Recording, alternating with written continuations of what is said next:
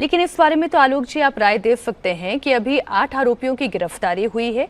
जांच का दायरा यदि बढ़ता है तो जो नाम आपने अनिल मिश्रा का लिया, एक नाम गोपाल राव का है, एक नाम खुद चंपत राय जी का है, जांच का दायरा इन तक भी पहुंचेगा?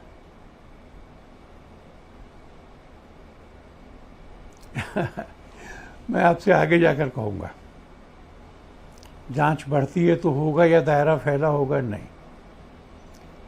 जिस दिन ट्रस्ट ने एफआईआर फाइल की उसमें समग्र प्रकरण की जांच मांगी है। हमारी समझ यह है कि पहले दिन से ये दायरा उन सब आरोपों को कवर करता है जो आरोप इनमें से किसी पर भी लगाए जा रहे हैं। ये समय की मांग है और धर्म की भी मांग है कि पुलिस सब लोगों के ऊपर लगाए गए आरोप, इन तीनों पर लगाए गए आरोप, इस सब की विस्तृत विवेचना करके और सत्य तक पहुंचे। आप सही हैं, इस दायरे में इन सब को आना चाहिए, जांच के दायरे में। लेकिन क्या विश्व हिंदू परिषद चंपत राय जी के लिए गए फैसलों से खुद को नैतिक तौर पर अलग कर रही है?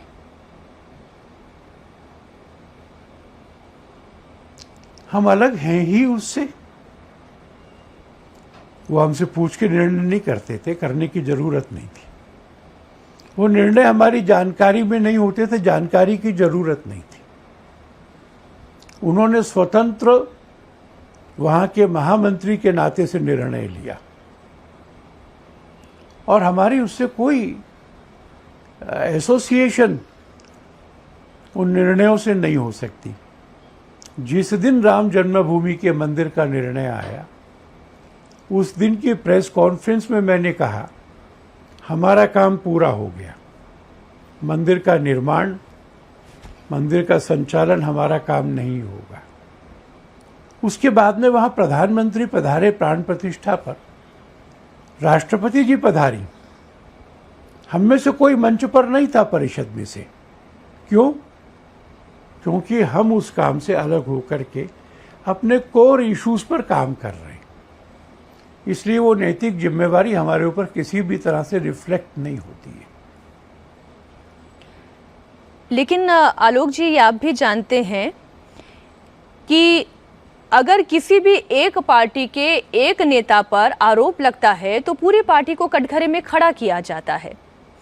आज जब प्रतिष्ठा पर दांव या प्रतिष्ठा पर इस तरीके का आक्षेप लगा है, तो आज प्रश्न विश्व हिंदू परिषद से और संघ दोनों से पूछा जा रहा है, इनकी प्रतिष्ठा पर भी वो आंच आई है। आपकी बात जो मुझे उपयुक्त नहीं लगती। अगर किसी पार्टी का पदाधिकारी उस पार्टी के पदाधिकारी के नाते से कुछ करता है तो उसका रिफ्लेक्शन पार्टी पे पड़ सकता है। अब मान लीजिए कोई किसी सरकारी दफ्तर में काम करता है और वो प्राइवेट बिजनेस करता है, उसमें चोरी करता है, पकड़ा जाता है, तो क्या आप कहेंगी कि क्योंकि वो सरकारी नौकर है इसलिए सारी सरकार बदनाम होनी चाहिए? दो अलग अलग काम, दो अलग अलग भूमिकाएं।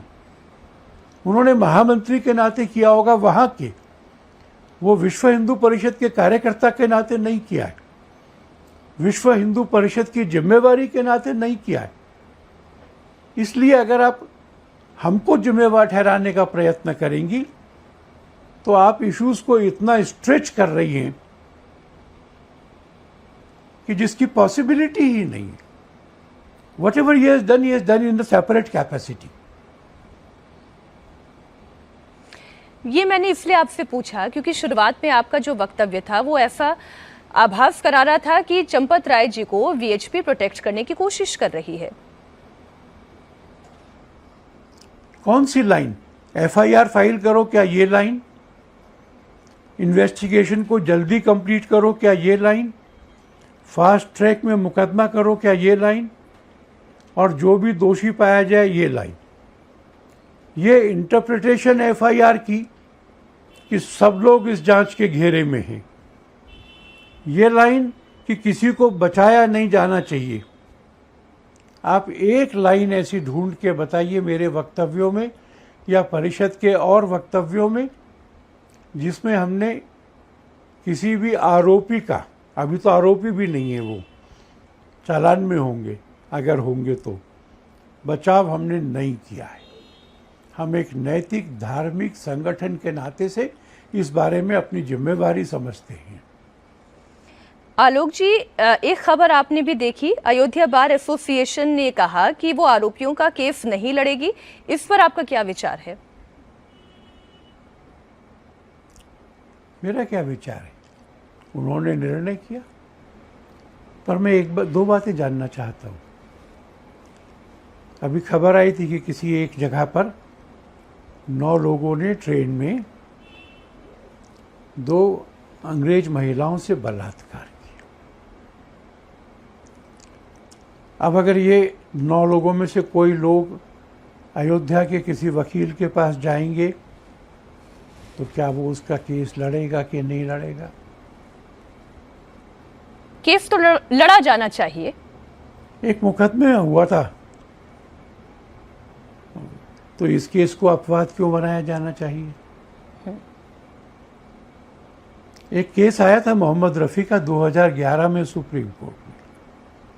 उसमें उन्होंने कहा था कि संविधान का आर्टिकल 22 प्रत्येक नागरिक को to be defended by a lawyer इसका अधिकार देता है, और इसलिए उन्होंने कहा था कि कोयम्बटूर की बार एसोसिएशन ने यह जो प्रस्ताव पास किया है कि हम कोई इसका केस नहीं लेंगे, ये असंवैधानिक और अनैतिक है। मैं चाहूँगा कि अयोध्या बार एसोसिएशन के लोग उस जजमेंट को जरा सा देख लें।